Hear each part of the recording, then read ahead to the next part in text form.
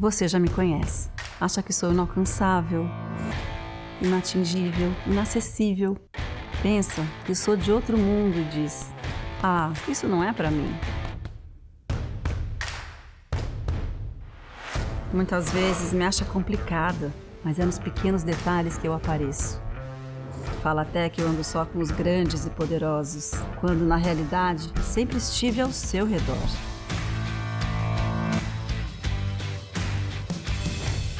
Já pensou que nunca iria me alcançar porque somos muito distantes um do outro?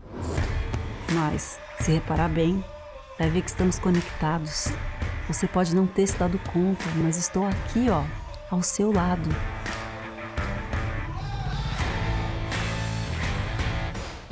No fundo, você sabe quem eu sou. Afinal, quando acho que a solução é difícil, te mostro que a resposta pode estar na forma de enxergar as coisas. Simples assim. Quando tudo parece estar perdido, você me encontra. E juntos, buscamos um novo caminho. Nessa nova realidade, não vai ser diferente. Vamos, juntos, continuar nos transformando, mesmo em momentos de crise. Muito prazer.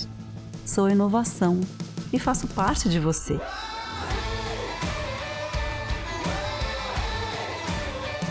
Hoje, quero te apresentar a Jornada da Inovação. Um movimento de todos e para todos que me leva aos 4 cantos do país e torna mais democrático o acesso a mim. Nessa caminhada, eu e você vamos transformar os negócios e gerar valor para a sua empresa. Está preparado? Sebrae, a força do empreendedor brasileiro. Amigos e amigas, com alegria muito grande, nós estamos abrindo aqui esse mês da inovação. Eu queria agradecer muito as parcerias, os parceiros, começando pelo nosso querido ministro Marcos Pontes, um inovador de gene, de DNA. A Maria Prata, que está conosco, e é sinônimo de inovação. Nossa Associação Brasileira de Startups, e agora juntamos todos nós num só evento. E o Facebook, portanto, sem distinção de cor, de causa, o Sebrae está junto com vocês nesse mês da inovação. Sucesso, parabéns, mais uma vez, muito obrigado aos parceiros que dão a nós essa importante contribuição para um evento como esse. Muito obrigado. Olá, é um prazer estar aqui com vocês hoje, em companhia de Maria Prata, abrindo o mês da inovação. O tema da maior relevância nesse momento que o mundo atravessa, que a sociedade atravessa e que os negócios atravessam. A inovação que gera um tema que vinha gradativamente ganhando espaço no mundo todo e muito pressionado, ou pressionando o mundo dos negócios em função da mudança dos hábitos da sociedade, ganhou um ritmo que ninguém esperava com o advento da pandemia. Então, a necessidade dos negócios acompanharem essas mudanças de hábitos da sociedade, dos consumidores, não é? Dos clientes na linguagem empresarial, se impõe ao mundo dos negócios. Então, ter um mês dedicado em todo o país a nós tratarmos desse tema de forma muito objetiva, reunindo os ecossistemas, conectando os atores e produzindo inovação de fato nos negócios para entregar valor à sociedade, melhorar a vida da sociedade. Esse é o grande desafio. E nessa retomada, que é melhor a gente tratar por essa superação, pois nós pretendemos sair melhores do que éramos antes. A inovação é o elemento chave. E para ter inovação, a questão da colaboração, do compartilhamento e da formação das redes. Então, esse nosso mês da inovação é dedicado a temas extremamente importantes, como a questão dos ecossistemas de inovação, como a questão da inovação aplicada aos setores econômicos, como a questão das startups, da ciência e tecnologia, produzindo inovações, e também a questão das redes sociais, e nesse caso, particularmente, de como o Facebook poderá conosco impulsionar oportunidades de inovação nos negócios. E esse evento, este mês que nós dedicamos a esse tema, além de celebrar esse tema, ele cumpre um papel muito importante em fazer esse giro da inovação pelo Brasil permanente, fazendo com que a inovação chegue a todas as regiões, todos os estados, todos os municípios, todas as empresas e com isso impacte positivamente a vida de todos os cidadãos brasileiros. Então, nesse mês da inovação, encontrem um tempo, dediquem um tempo, façam suas conexões, absorvam o máximo de conhecimento para que juntos, o Sebrae e toda a sua rede de parceiros, possamos, de fato, apoiar as empresas e ganhar esse tempo e sair dessa pandemia renovados, fortalecidos através da inovação. Então, aproveitem muito, façam suas conexões, coloquem toda a sua criatividade em prática e vamos promover com isso o desenvolvimento do nosso país em bases mais sustentáveis, com mais prosperidade, com mais qualidade de vida, e é isso que a inovação procura fazer.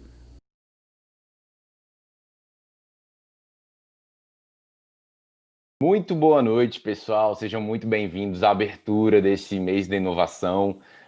A gente começa já em grandíssimo estilo. Vamos falar hoje com Maria Prata, jornalista e apresentadora do Mundo SA. Já está por aí, Maria? Está aí online? Queria agradecer imensamente o convite do Sebrae para estar aqui hoje abrindo esse mês da inovação. O Sebrae, assim como o Mundo SA, fala sobre um Brasil que dá certo. Ali na televisão o Mundo SA é um sanduíche prensado entre notícias de economia, de política, notícias difíceis. E eu nem estou falando de pandemia ainda, mas é um oásis na programação, é saber de gente que está fazendo coisas legais e interessantes que fazem o Brasil ir para frente. E o Sebrae tem esse papel de incentivar, de dar mentoria, de dar curso, de chegar até quem quer empreender e fazer esse Brasil dar certo. Os números são superlativos, né? O Sebrae está em 5.570 municípios, atinge mais de 209 milhões de pessoas, mais de 50 milhões de empreendedores e mais de 14 milhões de pequenos negócios.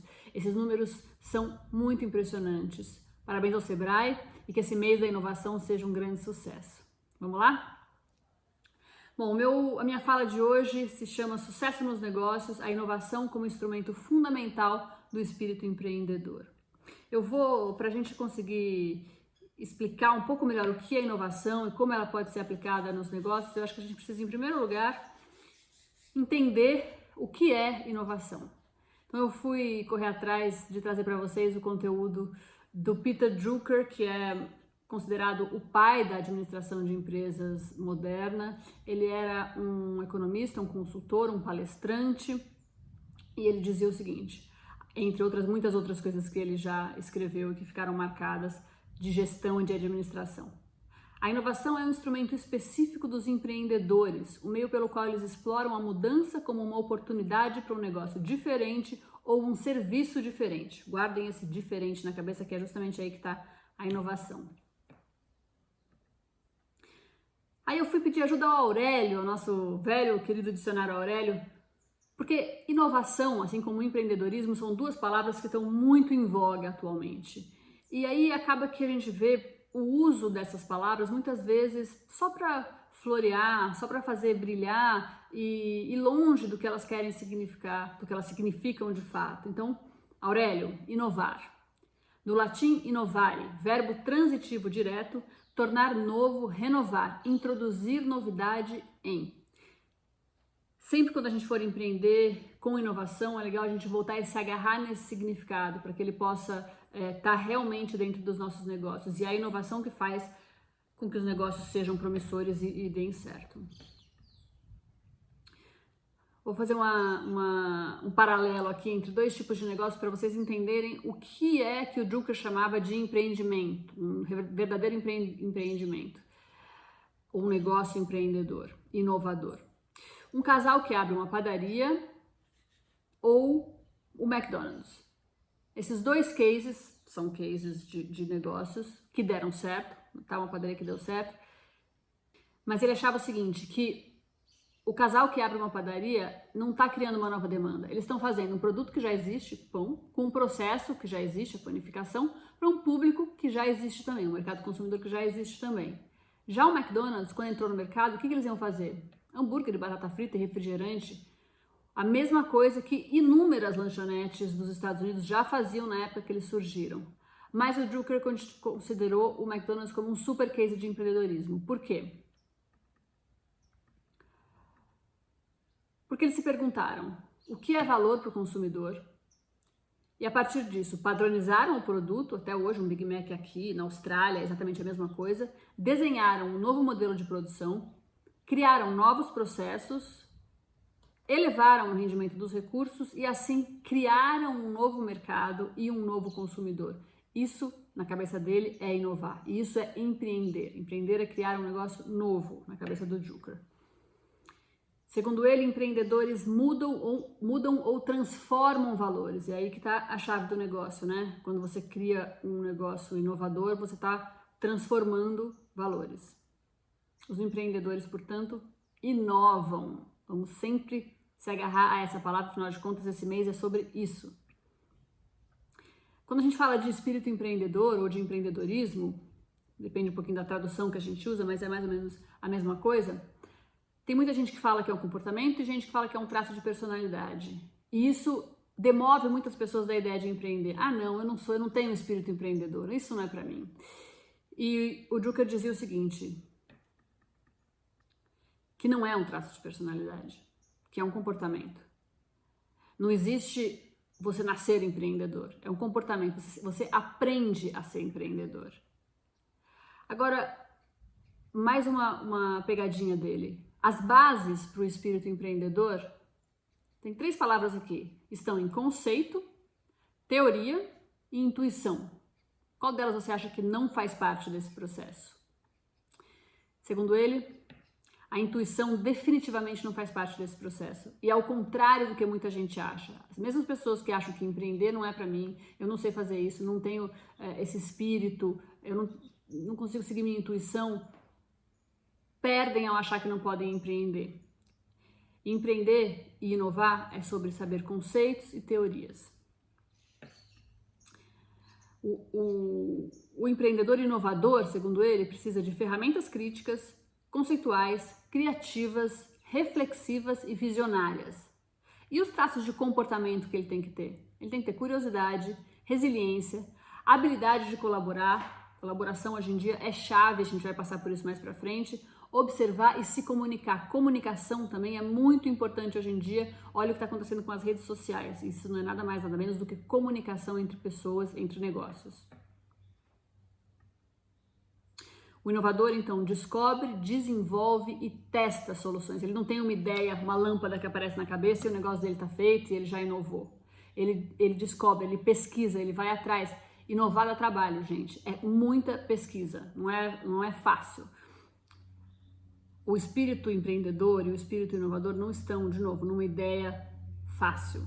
É trabalho árduo. O Drucker dizia que existem 7 fontes para uma oportunidade inovadora. Vamos passar por elas. As 4 primeiro, dentro da instituição. Deixa eu só chegar no meu slide aqui. Difícil fazer palestra virtual, viu? Prefiro falar para 1000 pessoas do que falar com essas telas todas. É tudo novo pra gente, né? Bom, dentro da instituição, as fontes para oportunidades inovadoras. Primeiro, o inesperado, o sucesso inesperado, o fracasso inesperado ou um evento externo. Um exemplo de sucesso inesperado. A DuPont, lá no começo do século passado, eles sempre fabricavam munição e explosivos, estavam tentando entrar em novas áreas sem muito sucesso. E aí, um fim de semana, um assistente deixou um bico de gás aceso e quando o químico responsável voltou na segunda-feira para o laboratório, viu que aquele gás tinha se cristalizado no bico em forma de fibras. 10 anos depois, essas fibras viraram o nylon, e o nylon é até hoje o que é, e a DuPont, consequentemente, é até hoje o que é. O que a gente quer dizer com isso? Ele poderia ter ignorado aquela informação, ele poderia ter passado reto por aquela descoberta, mas ele foi atrás de descobrir o que era aquilo, e sem a intenção, aquele bico de gás aberto não estava dentro do processo de pesquisa deles. Sem aquele processo, eles conseguiram descobrir uma nova fibra. E a partir daquela nova fibra, eles foram estudar o que era aquilo, por que era aquilo. 10 anos depois apareceu o nylon. Então, um sucesso inesperado. O fracasso inesperado, eu adoro essa história, outra lenda da gestão. A BIC, não sei se é verdade, hein? Mas é uma lenda da gestão. A BIC fazia canetas e queria também expandir os seus negócios. Então resolveram fazer mais produtos para escritório. Afinal de contas, uma caneta era um objeto para escritório. E eles lançaram cadernos, o grampeador, produtos de escritório, foram um fracasso, não deu certo. O que eles fizeram? Depois de ter investido tanto dinheiro, perdido tanto dinheiro nesse investimento, eles resolveram fazer uma grande pesquisa e descobrir por que do fracasso. E aí eles entenderam que o valor agregado à marca BIC estava na descartabilidade e não no uso para o escritório. E o que eles fizeram? Isqueiro, Gillette não que é outra marca, né? Aparelhos de barbear, lâminas e tudo isso que é descartável hoje em dia e que eles fazem de monte e com sucesso. Então esse é o fracasso inesperado e como que você consegue a partir desse fracasso virar a chave. Tudo isso que o Drucker fala, eu estou falando de grandes empresas e fatos que acontecem dentro das empresas, mas vocês vão entender também que são oportunidades para quem está querendo entrar em um mercado, observar o que está acontecendo nas empresas que já são grandes players, é fundamental para você conseguir entrar no lugar certo. Ou então um evento externo, né? O inesperado pode ser um evento externo, uma pandemia, por exemplo. Vou voltar nisso mais para frente. 2, uma incongruência entre a realidade da empresa e o que acontece lá fora. Então, às vezes você vende um produto para o qual existe uma grande demanda, mas você começa a cair nas vendas. O que está acontecendo? Essa é uma oportunidade importantíssima de parar e falar tem alguma coisa errada, identificar qual é esse erro e a partir daí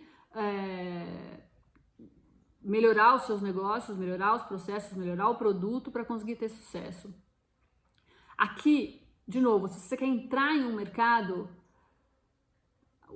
o cenário ideal é você ver uma grande empresa que está empreendendo em uma área e você sabe que tem demanda para o produto que ela está fazendo e você sabe que ela não está tendo sucesso ao vender aquele produto. É uma ótima oportunidade para você entrar no mercado. Isso pode ser uma grande empresa, uma multinacional, isso pode ser o seu vizinho de barraca numa grande feira, pode ser a sua parceira na empresa, enfim, você identificar quais são os erros dos outros players para conseguir empreender.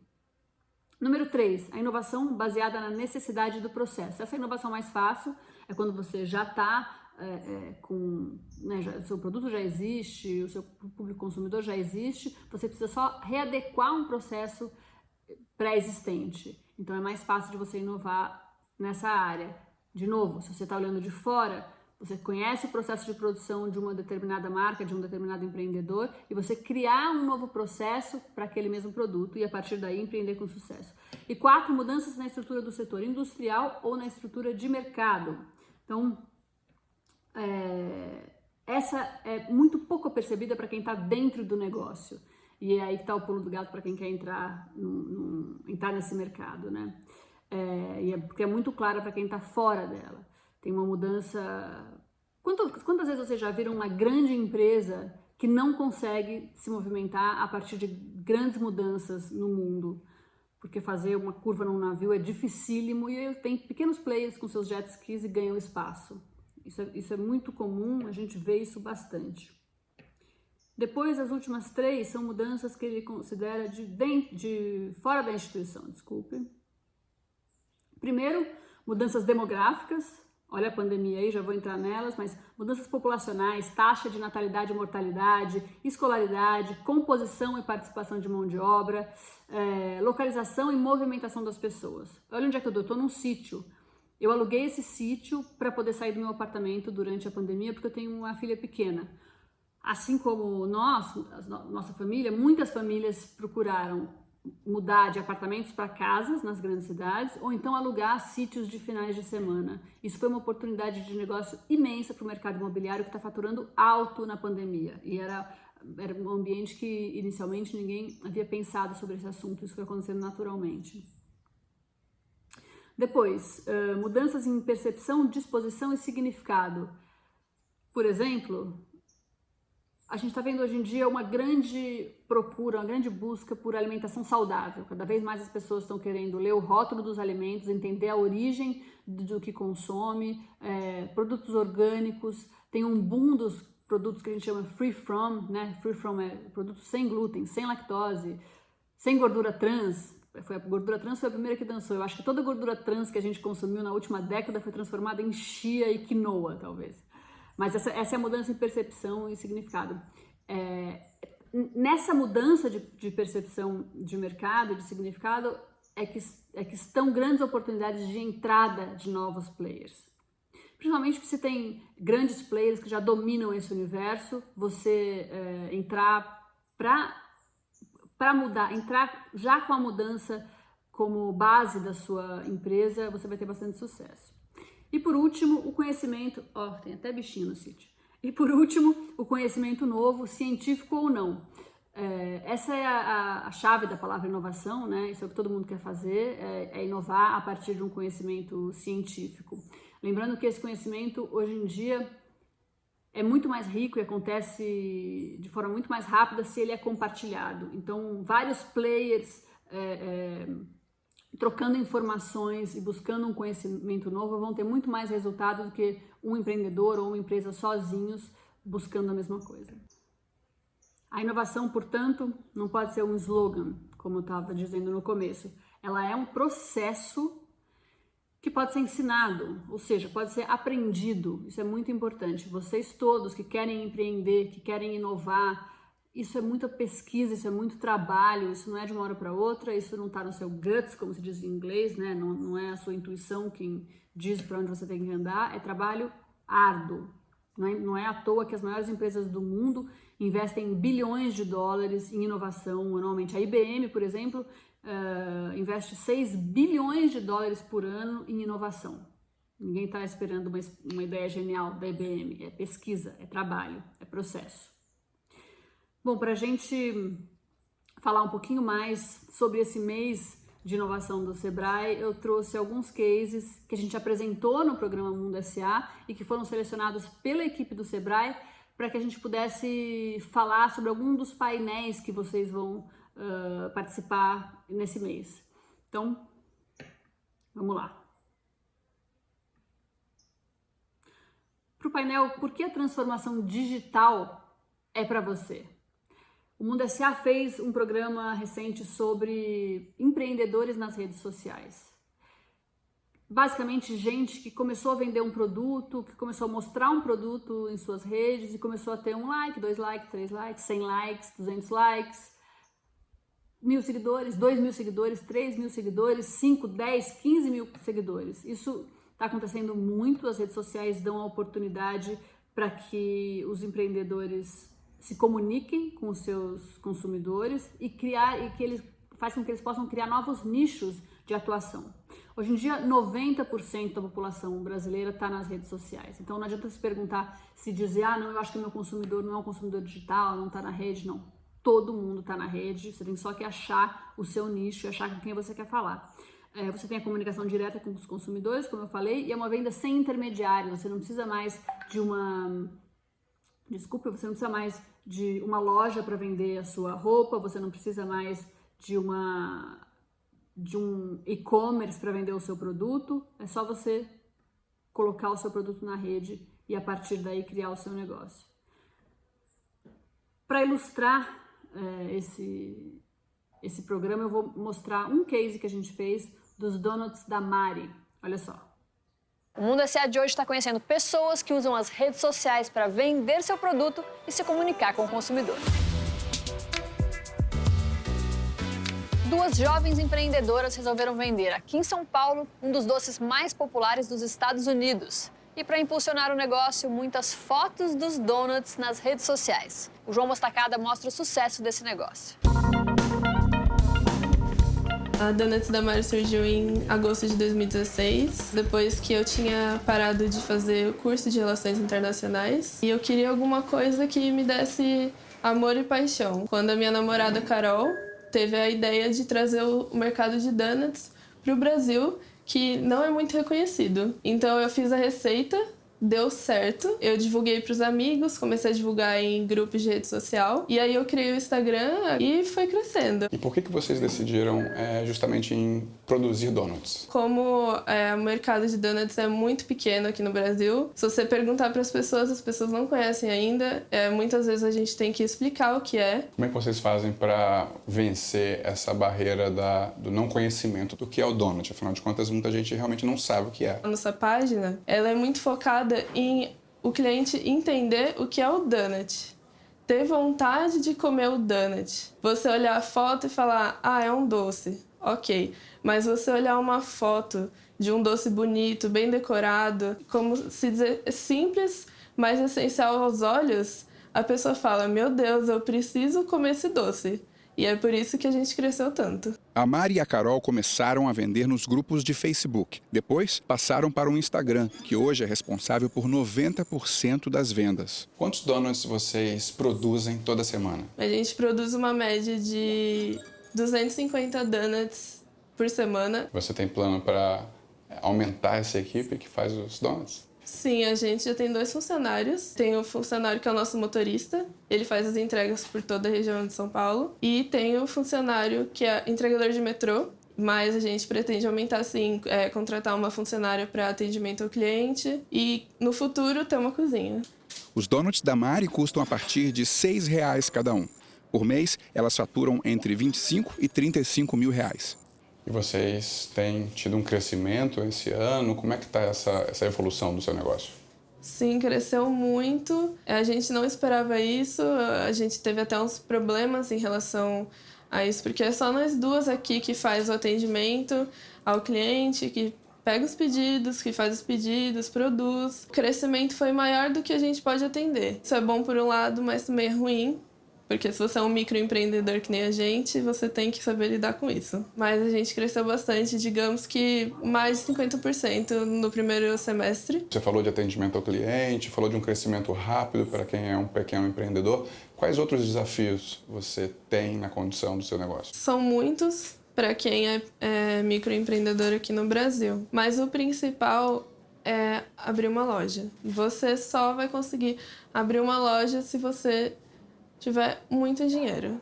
E isso é coisa que nós não temos, que nós, hoje em dia no Brasil, é um grupo muito grande. E então a gente se junta, faz feiras, faz eventos para tentar driblar isso que ocorre. Se tivéssemos oportunidade, já teríamos uma loja. Mas, infelizmente, por enquanto não dá. Então a gente batalha no dia a dia para poder conseguir isso. Ajuda a Mari a fotogenia dos donuts, né? As fotos ficam todas lindas e pelo Instagram o que eles mais querem são fotos lindas para você clicar e você ter vontade de comer. A gente fez também nesse programa um case sobre uma funcionária de uma multinacional que tinha um lado B, que tem um lado B, e ela dá cursos de como fazer pães. Na pandemia agora ela bombou, se você está se perguntando.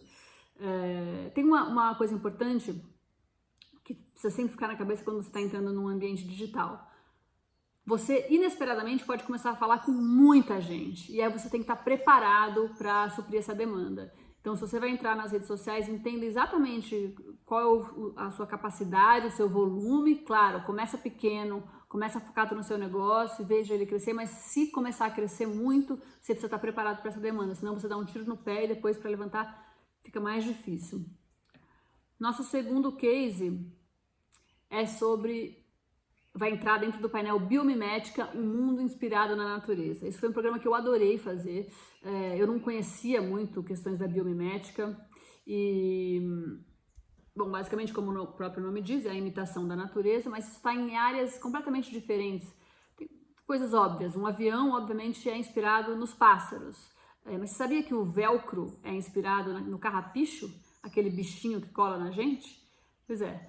Além disso, tem milhões de outras possibilidades. Por exemplo, uma embalagem da Natura que é feita em forma de gota, justamente para que você não perca nenhuma gota do produto e não tenha um descarte desnecessário. Muitos cientistas acham que a biomimética vai ser a tecnologia do futuro, que esse olhar para a natureza, entender como que a natureza resolve questões e oferecer produtos e serviços inspirados nisso, vai ser a tecnologia. Esse mercado é tão rico que dizem que pode gerar até 1,6 trilhão de dólares no mundo todo até 2030. É muito dinheiro. Além de gerar esse dinheiro todo, ele ainda diminui custos das empresas, porque às vezes você, achando uma solução que está na natureza, você consegue trabalhar com custos muito menores. Dentro do painel Criatividade à Mesa, Inovação e Colaboração para Retomar o Crescimento, outro programa que eu gostei muito de fazer é sobre Food Techs, empresas de tecnologia que atuam na área de alimentação. O que vai acontecer com o mundo? Até 2050, a gente vai ter 9 bilhões de pessoas morando aqui na Terra. Para isso, para que todas as pessoas possam comer, a gente vai ter que aumentar a produção em 70%. O que isso significa? Que a gente não vai poder explorar tanto mais a pecuária, por exemplo. Os números são um pouco assustadores. Por exemplo, estima-se que a produção de carne seja responsável por 15% das emissões de gases do efeito estufa. É muito desmatamento, é muita poluição de água. Isso não pode continuar assim. A gente está vendo muitas empresas buscando fazer uma carne tecnológica e uma carne vegetal. Mas não é carne vegetal, carne de quinoa, carne de cogumelo. Não, é uma carne que cheira como carne animal, tem a mesma textura da carne animal e o mesmo gosto da carne animal. Essa corrida virou uma corrida do ouro. Tem uma empresa americana que em maio de 2019 abriu capital na bolsa, eles fazem hambúrguer vegetal. E no dia que eles fizeram isso, as ações da empresa fecharam em alta de 163%. E o valor de mercado dela foi avaliado em quase 4 bilhões de dólares. O mercado global de food techs, aliás, deve passar os 250 bilhões em 2022. É muito impressionante, né? O que eu acho mais valioso é a gente pensar que tem muita gente que não é vegetariana, não é vegana e que quer ter uma opção de comer a carne vegetal para cuidar do planeta, para não poluir tanto o planeta. Essa consciência é uma consciência que não existia há alguns anos atrás e que as novas gerações já estão vindo com ela chipada na cabeça. Tem um outro case que a gente fez nesse mesmo programa sobre uma empresa que chama Notco, uma empresa chilena, que foi a primeira empresa a receber um investimento do Jeff Bezos, que é o dono da Amazon. Ele investiu 30 milhões de dólares nesse negócio e basicamente eles usam inteligência artificial para estudar moléculas, as moléculas dos alimentos e aí refazer alimentos que são iguais aos alimentos originais, mas feitos a partir de moléculas de outros alimentos. Por exemplo, uma maionese onde em vez de ovo tem grão de bico, porque a molécula do grão de bico vai trazer à maionese a mesma textura, o cheiro, o gosto do ovo. Então, esse tipo de empresa já está nascendo, são empresas altamente tecnológicas, claro, mas todo investimento feito na área de gastronomia e que tenha esse pensamento mais natural, mais orgânico, vai ter espaço para crescer no futuro. Por último, para o painel Aumentando a Produtividade com Inovação, o Sebrae selecionou um case específico que eu gosto muito também e eu vou explicar um pouco por quê. Eu vou entrar numa outra área aqui que para explicar para vocês, é a área das indie brands de beleza, são as marcas de beleza independentes. Lembra quando eu falei das redes sociais e do digital? São marcas, o mercado de beleza sempre foi dominado pelos grandes conglomerados, dominados pelos grandes nomes. E aí, por causa das redes sociais, a gente começou a ver pequenos empreendedores começarem a fazer o seu sabonete em casa, o seu esfoliante em casa, cuidar do cabelo e postar uma foto. Era bem pequenininho, desse tamanho mesmo. E a partir dos resultados que eles foram tendo, de likes e comentários e tal, eles foram expandindo. Aí eles fazem um sabonete que vende para 2 amigos, 4 amigos, 6 amigos, isso vai expandindo. E tem muita marca que começou no digital, nesse esquema de se comunicar direto com seus consumidores, criarem comunidades próprias, que está sendo comprada pelas grandes marcas, justamente porque as grandes marcas não conseguem ter essa comunicação, às vezes com um nicho específico, e nem ser tão direta com seus consumidores, ou nem oferecer os produtos que esses pequenos estão oferecendo. Então eles estão sendo comprados. Alguns dados nossos. De 2010 a 2015, a fatia de mercado das grandes marcas de beleza caiu de 46% para 40%. enquanto as marcas de nicho cresceram mais de 25%. Então esse era já um movimento que estava acontecendo há algum tempo e agora se intensificou bastante. As indie brands, as marcas de beleza independentes, são um impulso para essa inversão, claro. Elas já nascem digitais, se comunicam diretamente com o seu consumidor e são capazes de antecipar tendências, muitas vezes nem percebidas pelas grandes. Claro, elas estão em comunicação direta com o seu consumidor, com o seu nicho. Às vezes elas lançam tendências que algum tempo depois vão ser apresentadas pelas grandes marcas. Mas por que a gente está falando de aumento de produtividade com inovação? Porque aí, a partir dessa história das indie brands, uma grande varejista global de cosméticos, a Sephora, percebeu essa movimentação toda e decidiu que para eles conseguirem chegar nesses mesmos consumidores que estavam querendo coisas diferentes do que as grandes marcas ofereciam, eles tinham que abraçar. E não só vender os pequenos produtores de beleza dentro da loja. Olha só o que eles fizeram. A oferta de marcas pequenas de beleza movimentou tanto o mercado que uma das maiores varejistas mundiais do ramo criou uma incubadora interna só para investir em empresas iniciantes.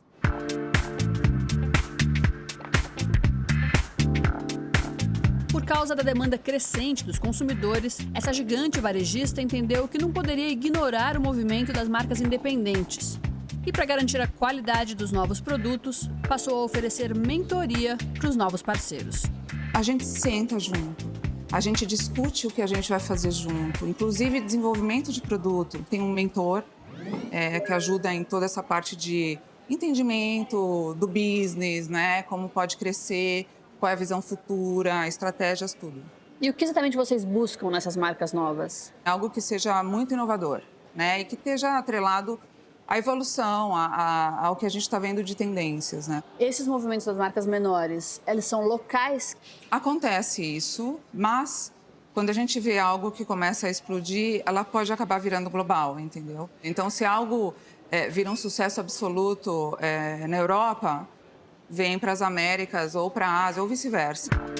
A varejista, que tem só no Brasil 23 lojas, não divulga a fatia do faturamento que essas marcas trazem. E essas marcas menores, elas são mais baratas ou mais caras do que as já conceituadas? As que a gente acabou de lançar, elas são uma marca de entrada. Mas, de maneira geral, esse não é uma premissa que a gente olha para trazer uma marca menor ou não, entendeu? Realmente eu acho que é muito mais o posicionamento da marca, o DNA da marca, se a gente vê algum tipo de gap dentro do nosso portfólio, se a gente vê algo que já está explodindo lá fora, a gente tenta trazer o mais rápido possível para o Brasil, por exemplo. E o que essa consumidora busca nas novas marcas? Eu acredito que o consumidor, a cliente, a consumidora, não está mais buscando um produto. É a experiência, é o propósito da marca, é o DNA da marca, é o que a marca está fazendo pelo mundo. Agora, chegando ao fim do nosso bate-papo, eu queria fazer um apelo ou dar uma dica ou chamar a atenção para você que está começando a empreender ou você que já tem um grande empreendimento, mas que tem a possibilidade, a oportunidade de mudar a sua empresa. Faça com que a sua empresa seja mais inclusiva. O que significa isso? Significa ter funcionários e líderes de todas as raças, etnias, todos os gêneros, idades, orientação sexual, aparência, que tenha pessoas diferentes trabalhando nos times. Tem uma pesquisa da Deloitte que eu trouxe aqui para a gente entender. A gente fala hoje em dia o tempo inteiro de inclusão, e inclusão está comprovado, dá resultado. Empresas inclusivas são 6 vezes mais inovadoras e ágeis, têm 8 vezes mais chances de atingirem melhores resultados financeiros e 3 vezes mais chances de terem alta performance. Trabalhar com gente igual a gente é fácil. Você tem uma ideia, todo mundo concorda e a gente vai para outro assunto. Justamente por isso você deixa de ser inovador, você deixa de ter performance. É justamente na discordância que a gente avança nas ideias. Trabalhar com gente diferente da gente é mais difícil, a gente tem mais atrito, tem mais discussão, mas é isso que traz, essa que é a maior riqueza para o trabalho.